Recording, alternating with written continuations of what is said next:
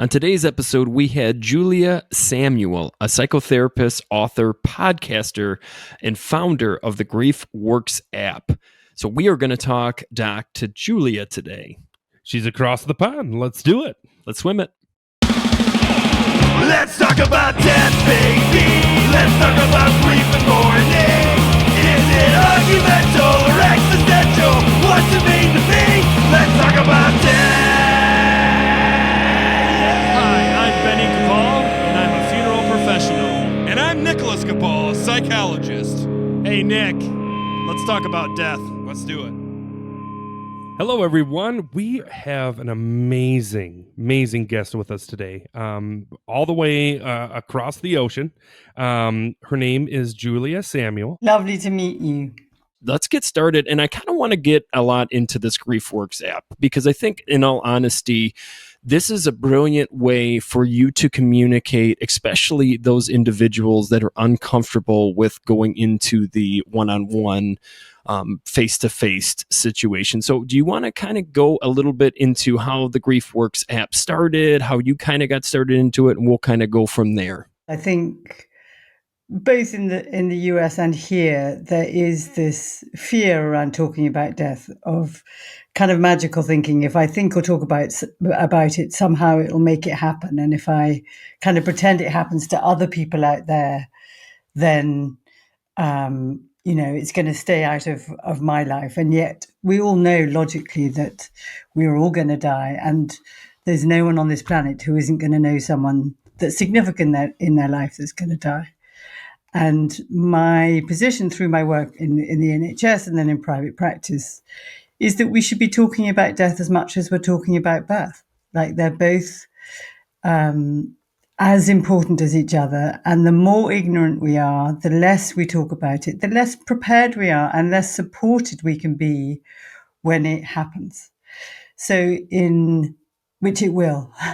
So I guess the underpinning aim of what you're doing and what I'm doing completely aligns, in the sense that I think the more conversations we have, the more knowledge people have, the more ability they have to kind of face the subjects that frighten them, then they have more confidence and capacity to deal with these very difficult things when they happen.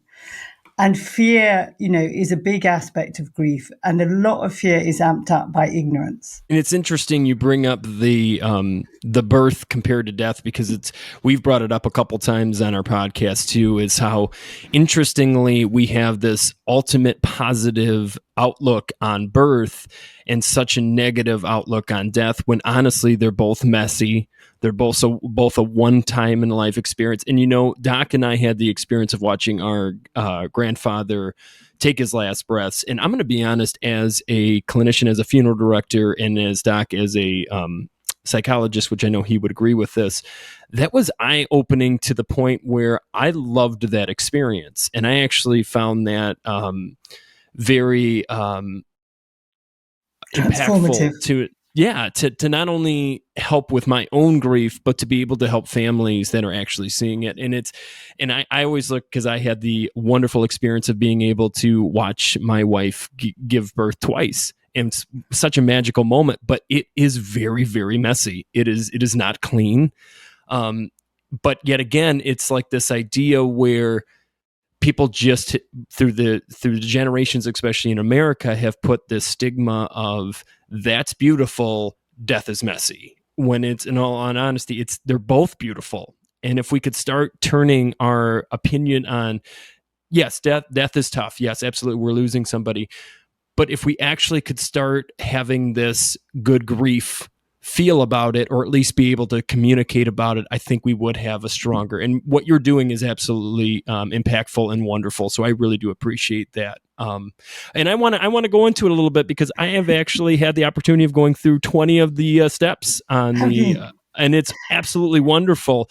And a couple things, first impressions of this. First of all, I am not right now going through a very in-depth grief process, but I will say, even for me, I was surprised that some of my old grief came up in this process, and other things. And Doc and I have talked about this. Grief isn't just losing somebody. it's losing a family member through divorce, or it's losing a friend from moving, or it's losing a job. Living losses, what I call living losses. A lot of the steps that you have are absolutely wonderful, and there's a couple things that I think are very, very cool. A couple of the things that got me was I love the nudge. I think the nudge is absolutely awesome. Great. I love how every time the app itself sends out something, it's that what the gong, not the gong, but like a meditation bowl. The Buddhist gong sound. It's so relaxful. Calming. It's not like, oh gosh, here's a text It touches message. your soul. Yeah. You're like, oh my gosh. You go right back into it. And you do a wonderful job. You have a beautiful voice, and it's very calming and soothing. And I'm sure you've had a lot of practice with it to make it the way that it sounds. But I will say, I love the fact that you have not only for auditory learners, but you have visual, so they can read it or they can listen to it. I thought that was so cool too, because a lot of people aren't auditory, but a lot of us now in the podcasting world, they love being able to multitask. But at the same time, you'll bring them back in and be like, okay, for this, I need you to stop doing everything. I love the videos. I love how Thank you. Professionals on here giving all this information. I love the reference you have in the app. This app is an all-inclusive. That's what I think people need to hear when they're listening to this. When you go and look out this app, which I strongly recommend, whether you're going through grief right now or later on, or if you know of some friend that really could use this right now, it is all-inclusive. There is everything and anything that you might need. And maybe one of the steps isn't really the thing for you, but the next one is going to hit you like a brick in a good way. And it was absolutely wonderful. So I'm going to let you talk about the app a little bit before I kind of just ramble more about being a fanboy on this side. So thank you. I mean, I love hearing that. And just to kind of link back to what we were both saying about birth and death, I think one of the things that particularly in the 21st century we find overwhelming about death and grieving is the lack of control, that we don't have control, that we're powerless. And I think in the States, a little bit more than here, and I'm sure we'll go into that more, I think there's a sense of failure when you die in the US, whereas here I think there is more of a culture of palliative care and a good death as opposed to all death is bad. But what I aim to do with the app is give people a way in to have agency, given that they had no power that the person died or the living loss happened. But this gives them a kind of multi-dimensional relationship that's on their phone, available 24/7, in their pocket, by their bed, that they can access to support themselves, to manage those huge waves of loss or waves of panic or waves of fear that they don't know what to do with. And my underlying message in the app is that unfortunately, pain is the agent of change. Pain is the thing that forces us to face this reality that this person that we love has died. And the only thing that can enable us to manage that adjustment, which is important that we do adapt because then we can grow through it, is the support that we give ourselves and that others give us. And so the app creates, I hope, this kind of holding, like a pair of hands, really, a containment where they feel that they're seen, that what they're feeling is valid, and that they have ways of expressing themselves and soothing themselves and connecting with themselves and letting themselves know what the hell is going on in them. So they can do it. They can do it by doing the journal or writing for themselves or by doing the tools, so that, because you feel so lost, you feel so alienated. And this gives them an external landscape that gives them a route to their internal landscape that feels completely terrifying. And people can use it with therapists in between sessions. Most therapies sessions, if you can get them, if you can afford them, which many people can't, in between the sessions once a week or every 2 weeks. But also for those who can't afford therapy or can't access it, which are far too many, hundreds of thousands, millions of people, that they can do it for themselves. And the feedback we've got makes me cry, that people say, I've been suffering from grief for years, and this is the first time I feel like I'm being able to support myself. I felt lost. One man said I felt lost for decades, and now I feel like I'm back to myself. So it really, I wanted it to have this much impact and to be this good. But you never know when you try things how good they're going to be. And actually, I'm I'm really proud of it, and I really want it to reach as many people because I think it really makes a difference. Well, I think one of the things that you talked about, and I think that's a struggle with a lot of us American westernized culture, I guess, over here, is this idea of we have in through grief, traditionally, I think nowadays we have lost the community. Like we were used to be very community based, where everybody got together, everybody, went to the same church, everybody went to the same football game every Friday, the local high school. Nowadays, it's more like a lot of the kids are on travel baseball leagues and stuff like that, and everybody's individualized.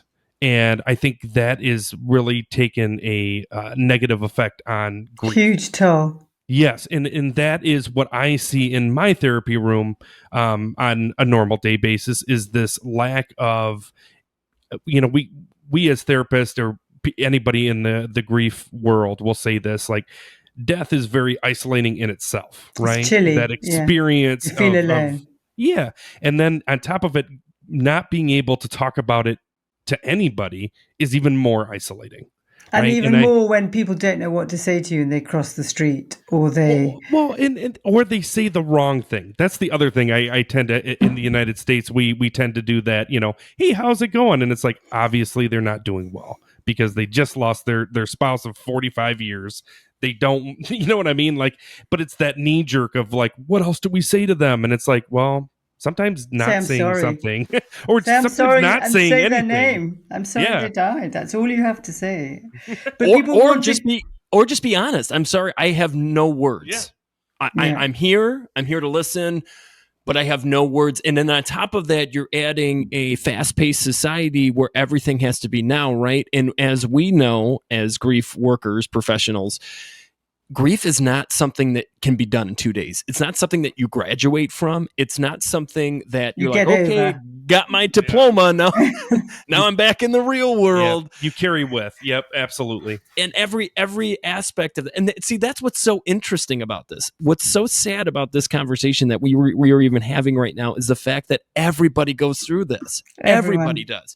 And it's like, why aren't we having these conversations? Now, Doc and I were very lucky to be kids of a funeral director. So we have been prone and pushed into indoctrinated death, right? So death has always been around, right? Even at the dinner table, breakfast table, Christmas, Dad would leave to go on a call.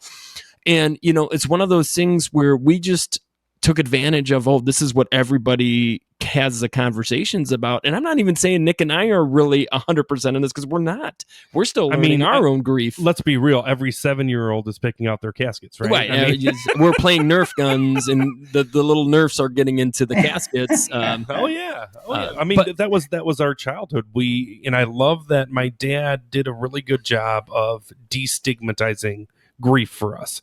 I mean, he would let us, when there was no families around, he'd let us go down in the chapels and play tag or Nerf guns or, put some music on and have fun. It was never frightening. And it was always weird when people got weirded out by it.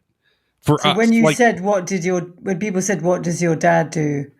We would be proud of it. We'd be saying, and they would go, ooh. What was the reaction? It was always like, oh, you must have seen ghosts, or oh, that's creepy, or ooh, weird, or you must, and again, it's all this media and Hollywood of death and how it's scary and spooky. Well, and in fairness to them, for years, death workers were very hush-hush about what they did because they felt at the time that keeping it a secret was better than telling people what we actually did. So you have things like Jessica Mitford, who comes out and really just destroys the funeral directors around her, which I'm not saying there's good or bad, or there's bad funeral directors, because there are, just like there's bad psychologists. I bet you all could agree with that.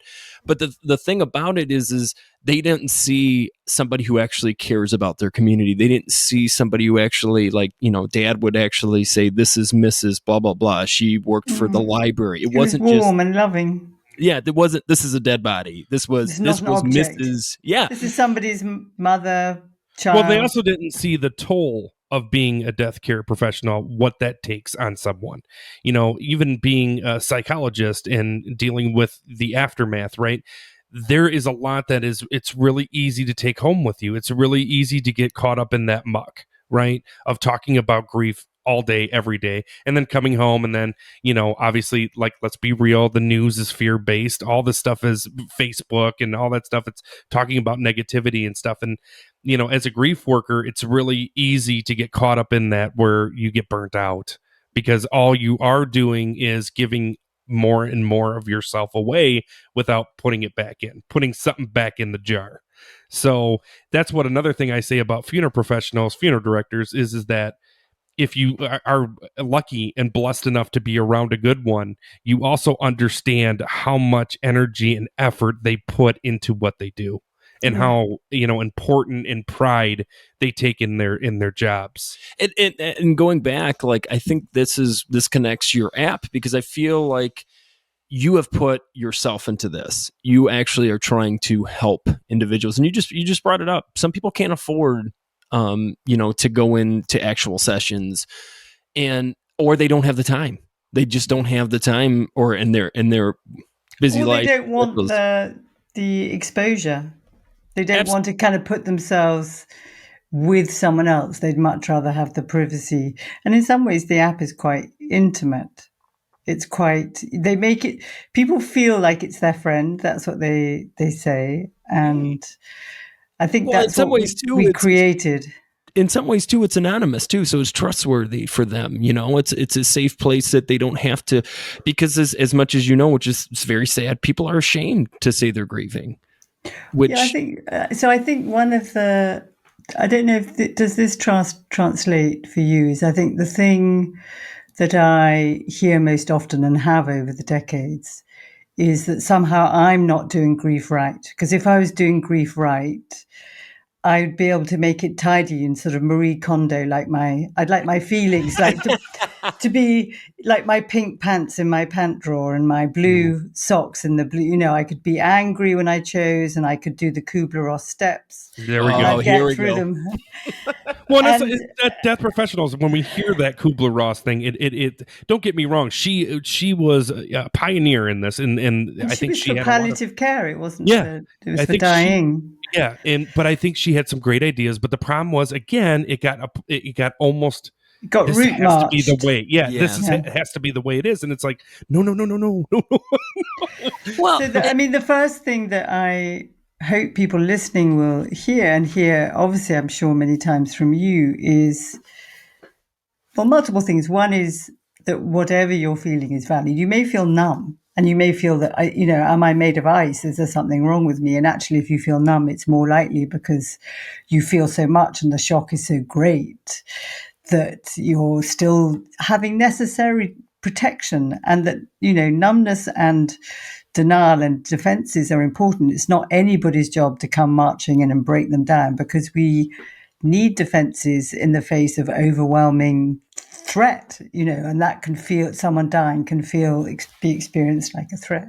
the big thing is too is if we could start telling people, and they could start realizing they aren't alone. There is somebody out there that's going through that intense grief. It's different. It doesn't appear the same way, and it isn't the same, but there are so many people struggling and feel so isolated.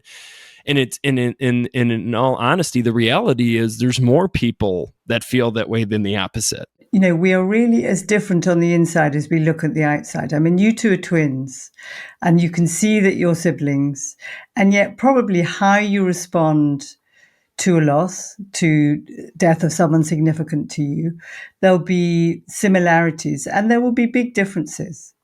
And often people compare themselves, like in a family. One of the biggest things that happens in a family is that different people will experience and express their grief differently from each other.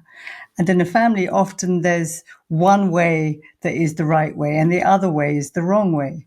So what I hope with people using the app, for instance, that they will recognize that there is no right or wrong way, and that there are universal feelings that people have, which you may be furious, you may be frightened, you may feel numb, you may kind of feel hopeless or helpless, or, and have lots of behavioral difficulties, but they will be uniquely yours. And sometimes you may just be relieved that the person died because they're not suffering anymore. So there is no right or wrong way to be doing this. But what we do need is the self-compassion and the awareness to know what is going on inside us, to name it, express it, and allow it, and connect with ourselves and connect with the person that's died. So that it's a dual process. It's on the one hand feeling the pain and grieving, which, you and I work with people to do that.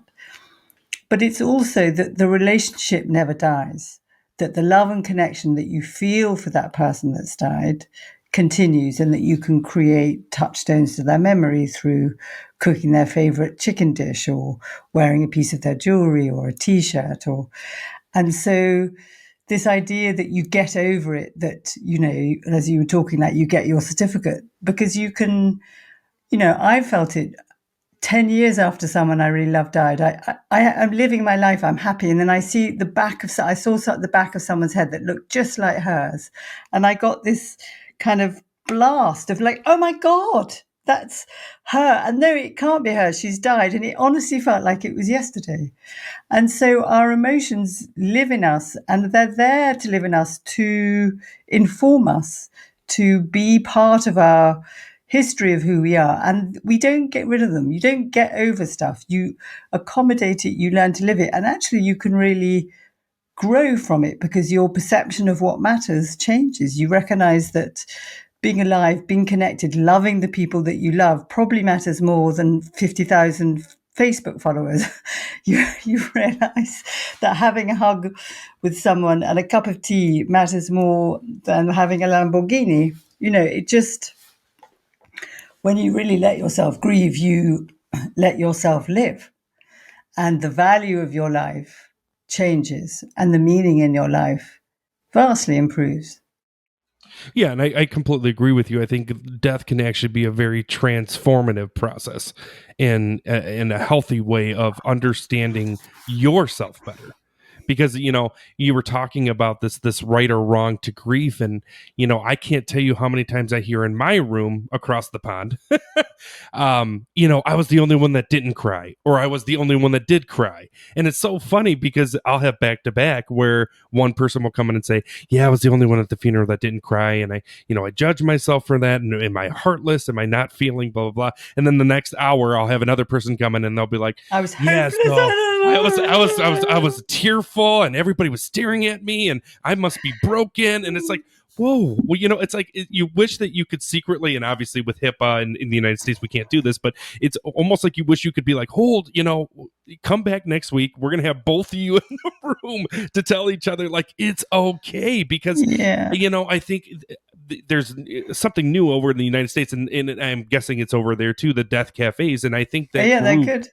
I think the group for process would be really beneficial for some. Now, again, this is not one size fits all kind of situation. I do also think that there is people that really do prefer the private approach, where they can kind of take it in, and especially us men who are raised with you got to pull yourself up by your bootstraps and that kind of situation. And I just tell them, I think the app is great for that. Because if someone wanted to be very, not secretive, but like wanted to, go through it themselves privately, they can go to at the end of the day and look at the app and kind of go through their process. And I love what you said, the in between, because I think that grief is a process. And especially while I do my grief work, there's a lot that comes up in the time we're not together. Completely. And also, can I just say, when you're saying bring yourself up by your bootstraps, which is very much a kind of American culture, and in grieving, I'm not saying don't pull yourself up by your bootstraps. I'm not saying go around with a hanky on your face the whole time in floods of tears. What I'm saying is that you allow both, that there are times that you may create, which may be on the app, say giving yourself 10 minutes, or it may be when they come and see you, or it may be walking, talking to a friend, or it might be writing a journal, where you allow yourself to grieve and experience and feel what you need to do. And then you can intentionally kind of give yourself permission to go and be who you want to be, like be the tough guy, be the DJ, have fun. And that doing both, the oscillation between the two, frees you to do the other. I mean, I think initially when you're first grieving, you can't have the bootstrap fun thing because you're too overwhelmed. But over time, you can really, I think, shape where you put your attention, where you put your time has an impact on your feelings. And if you intentionally do allow yourself to move between the two, then you can really have both. And I think then you have this sense of agency and you don't feel so at the mercy of feelings that are always going to come and get to you. And that's when you can get kind of complicated grief. Well, and I think going,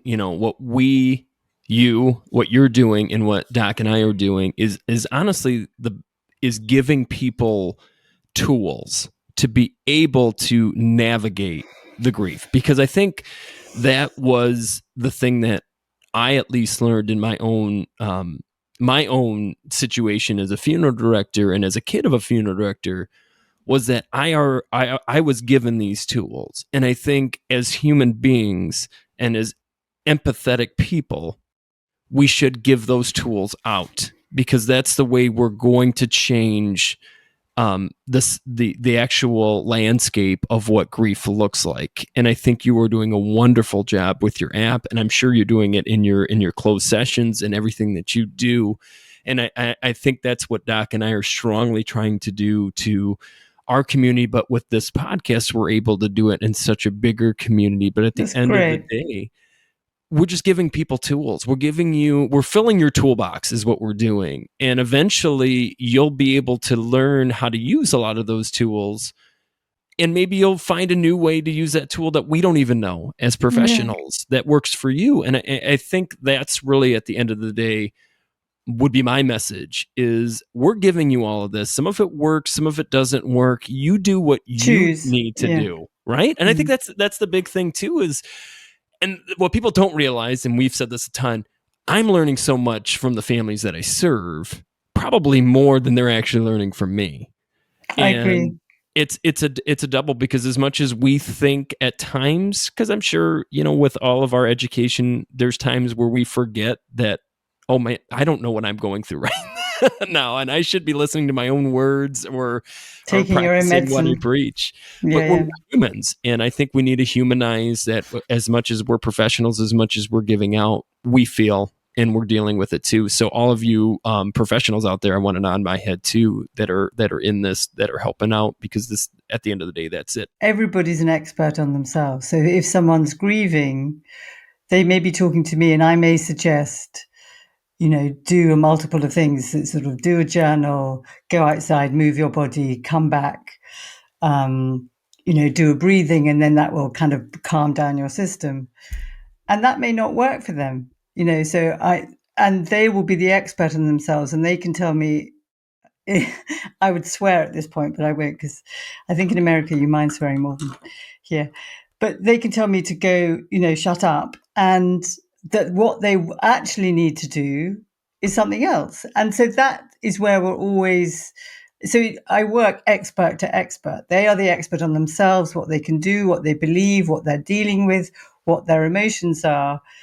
And I'm someone who has knowledge and experience, and between us we'll find a way of attuning and aligning so that they get from me what they need and they discard from me what they don't need. And I think that's true of the app and the books and everything.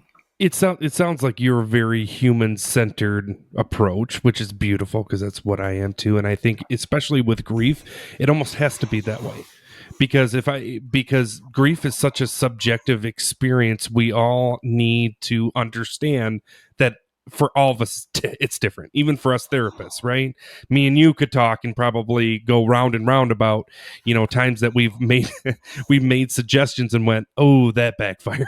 And again, it's our learning process too. But also to say, when I'm grieving, I hate bloody grieving. I hate it. It's hard. I absolutely bloody hate it. I loathe bad news. I loathe people dying. Yeah. my first instinct is to shut everything down and don't think about it, don't look at it, don't do my own medicine, and just kind of refuse. Yeah, it didn't happen.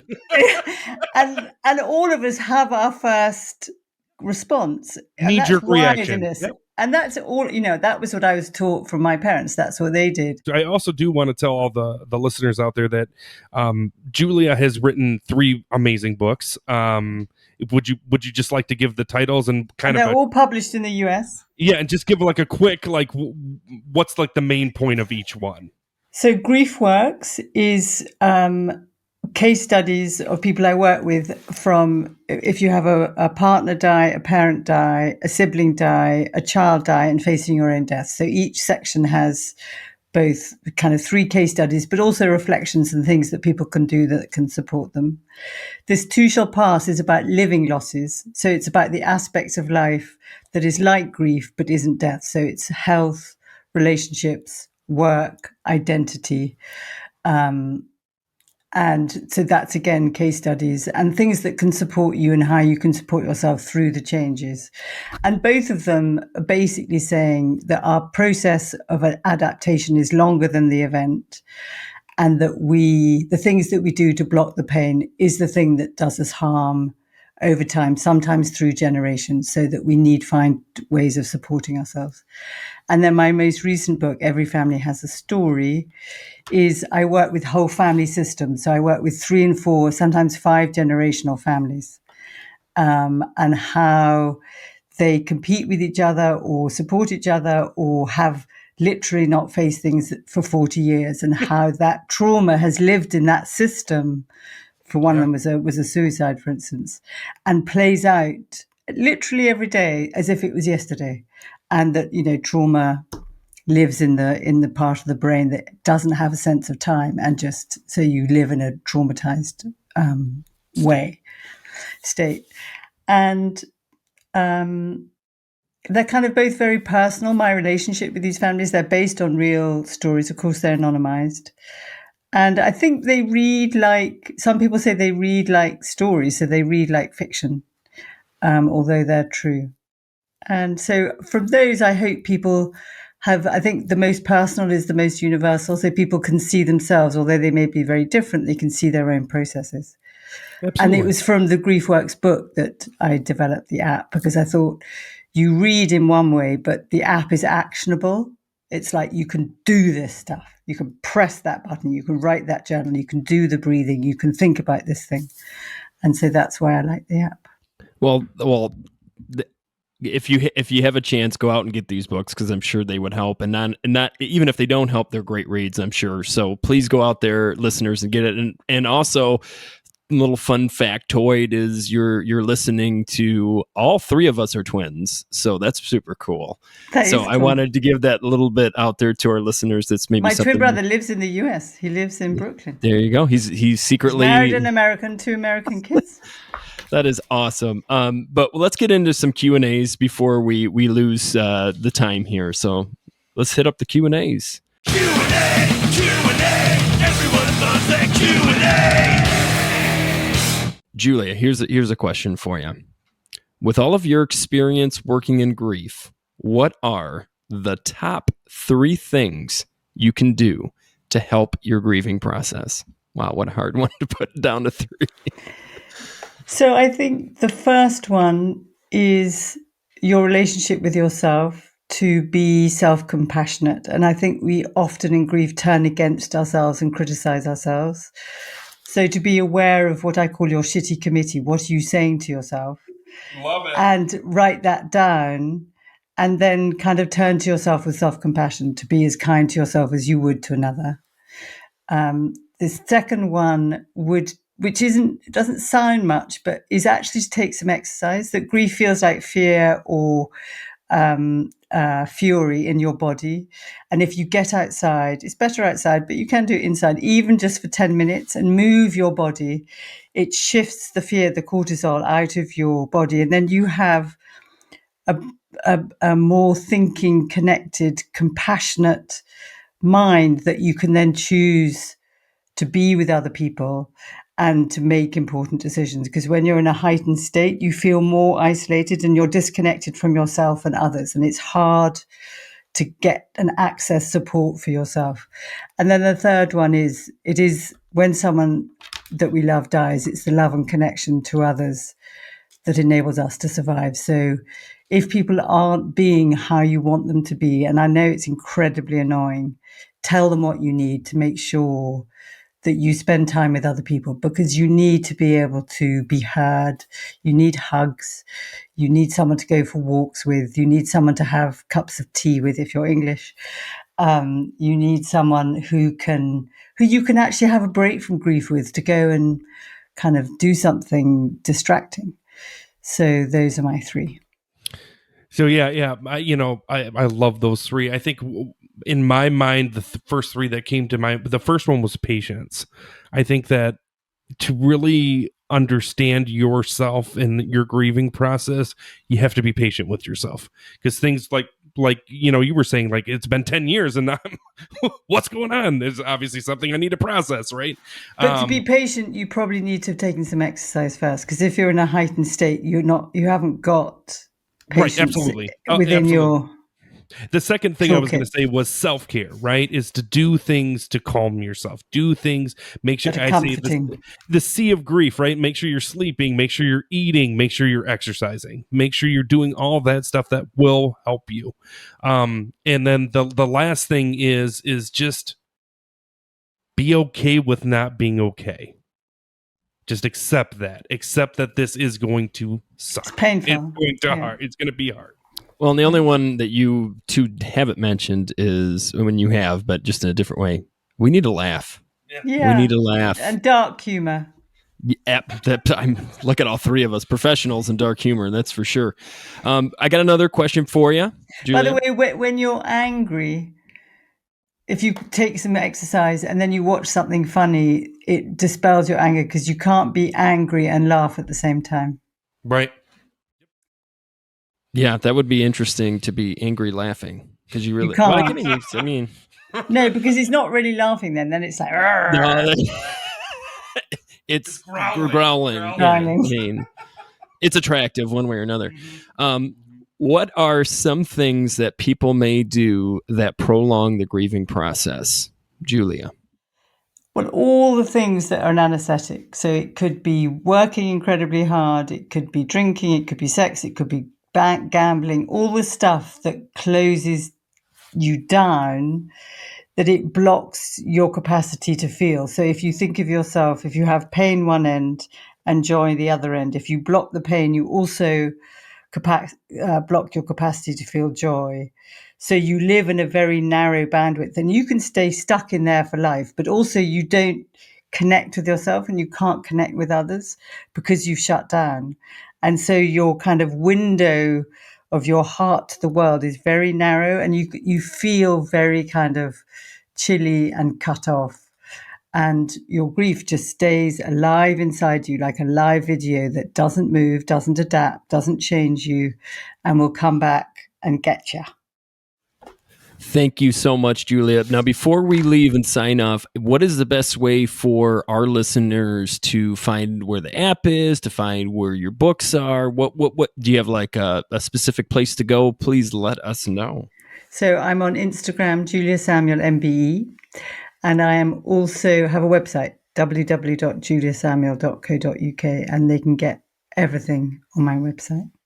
Oh, that is wonderful. Well, thank you, Julia, for coming on the podcast, joining us. If you're ever in Michigan, please stop by and say hi to us, weird twins from Michigan. I would love to do that. I'll bring my twin brother. We'll have a twin hangout. Well, listeners, make sure to check out that GriefWorks app. And if you go to illumapps.com/LTAD, you will get 15% off of that awesome app. And it is incredible. Please go check it out.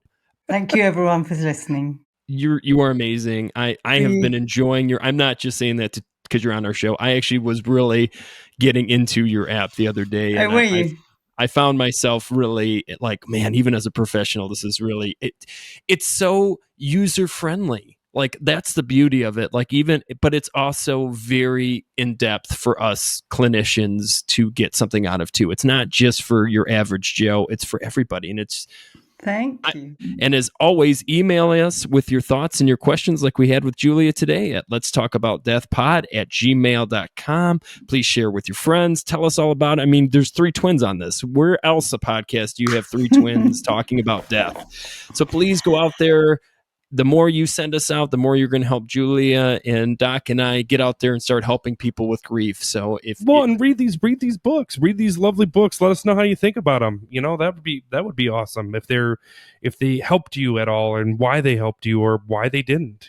But we love hearing all that stuff because it's important. And if there's anything you need from us or for Julie and you want to ask us a question, please send it to our email again. And as always, if you are not talking about death, you are not living.